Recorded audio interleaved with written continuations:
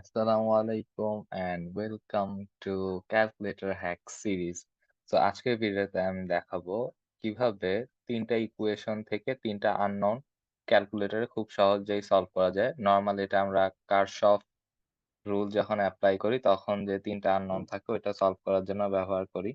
So কারশফের rule নিয়ে আমার আলাদা একটা ভিডিও আছে। তো কারশফ কিভাবে অ্যাপ্লাই করতে হয়, কারশফের রুলগুলা ওইটা এখানে এক্সপ্লেইন করছি না। এখানে জাস্ট ক্যালকুলেটরে কিভাবে ইকুয়েশন গুলো সলভ করতে হয় সেটাই দেখাচ্ছি।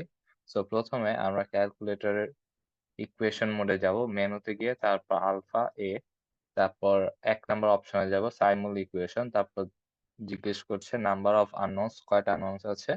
আমরা 3 সিলেক্ট করব। তারপর যে ৩ টা ইকুয়েশন আসবে, এরকম ইকুয়েশন ৩ টাকে এরকম ফরম্যাটে নিব। ডান পাশে 0 থাকবে বা কোনো একটা নাম্বার থাকবে। আর বাম পাশে ৩ টা আননোন থাকবে। সো আমরা প্রথমটা বসাই। প্রথমটায় আচ্ছা আমরা x এর i1 এর বদলে ধরছি x চলক, আর i এর বদলে x, আর i1 এর জায়গায় y, আর i2 এর জায়গায় z। তো এখন আমরা সহগগুলা বসাবো। i1 এর সহগ এখানে 1, তারপর ইকুয়াল দিব, তারপর সরি ওটা i এর সহগ ছিল, আমি i1 বলছি নাকি? আচ্ছা এরপর i1 এর সহগ হচ্ছে -1, যেহেতু এখানে প্লাস আছে আর আমাদের ইকুয়েশনে মাইনাস, তাই আমরা -1 বসাবো সহগটা।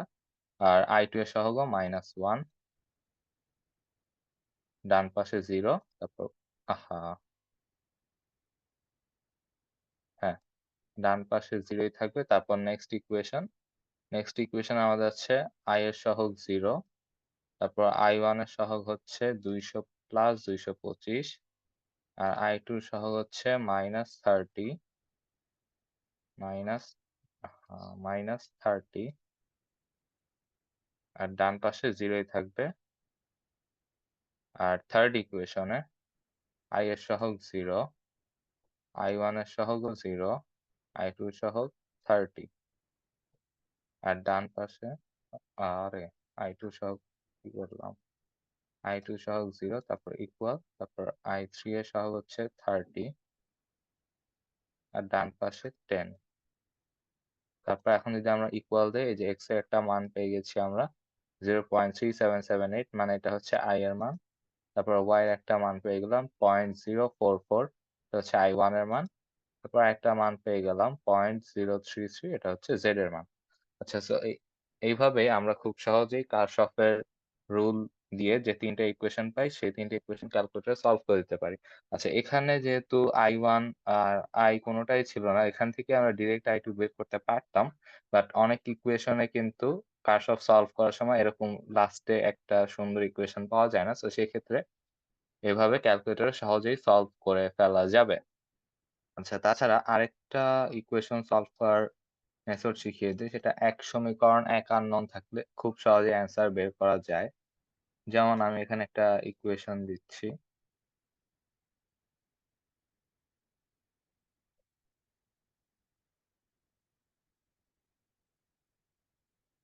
এই ইকুয়েশনটা দেওয়ার পর শিফট ক্যালক ইকুয়াল দিলে আমার x এর মান চলে আসবে। যেমন এখানে আসলো 0.0866, আর এরপরে একটা লাইন লেখা left hand side minus right hand side equal 0। তার মানে লেফট হ্যান্ড সাইড আর রাইট হ্যান্ড সাইড সমান হয়েছে, 0 আসছে, তার মানে left hand side right hand side সমান, অর্থাৎ আমার অ্যান্সারটা ঠিক আছে।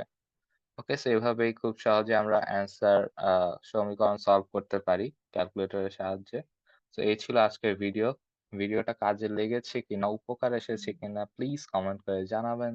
ইনশাআল্লাহ দেখা হবে নেক্সট কোনো ভিডিওতে। আর আরো যদি ক্যালকুলেটর হ্যাকস এর ভিডিও চান সেটাও আমাকে জানাতে পারেন। সো ইনশাআল্লাহ দেখা হবে পরবর্তী কোনো ভিডিওতে। টিল দেন আসসালামু আলাইকুম।